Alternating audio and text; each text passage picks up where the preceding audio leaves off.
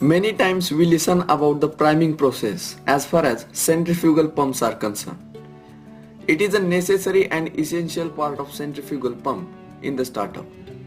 Priming is nothing but removing the air from pump casing by submerging the pump impeller inside the liquid.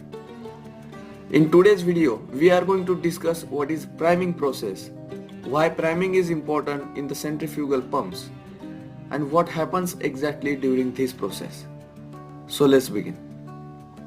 In the previous video, we have discussed how partial vacuum creates in the pump casing and how suction occurs.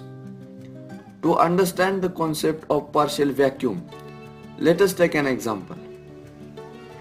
Suppose you are riding on a bike and one car overtakes you with high speed. In this case, we feel that we are getting pulled towards the car. Why does this happen? Because as the car moves with high velocity, it creates a pressure difference in the surrounding, so that the surrounding air tries to move towards the low pressure region, which creates a pulling effect towards the car. Now let us replace the car with a truck. What will happen in this case? We will feel the more pulling effect as compared with the car because of the truck weight is more than the car.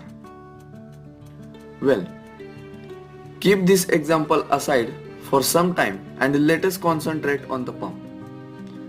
Initially, the pump casing contains air inside it. If we start the pump, it will try to push the air outside the casing through a discharge port. Pumps are designed to handle the liquids, not to handle the gases. The pump pulls new liquid and pushes out from the pump casing.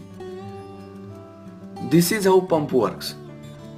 The pull effect is depending upon the push force. How?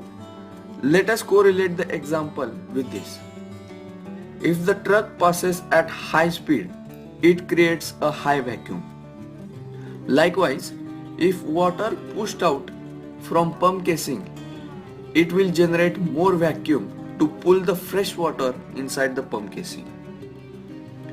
The vacuum generated by pushing the air outside pump casing is not sufficient to pull the fresh water inside the pump casing. Once again, the vacuum generated by pushing the air outside pump casing is not sufficient to pull the fresh water inside the pump casing because the air has less density than the water. It means the air is like a car and water is like a truck as far as our example is concerned. The car has less weight. Likewise, the air has less density. The truck has more weight. Likewise, the water has more density. So the vacuum created by pushing out the water is always more as compared with pushing out the air from pump casing. Hence, it is necessary to submerge the pump impeller inside the water. We know the density of air is 1.225 kg per meter cube, whereas the density of water is 1000 kg per meter cube, which means the vacuum created by pushing out water is always more than pushing out the air. That's why we feel water inside the casing during priming process. I hope you have understood the priming process. By just clicking the like button, you can boost our willpower. Please share this video on social platform and hit that bell icon by subscribing this channel to get notified about similar videos. Thank you so much.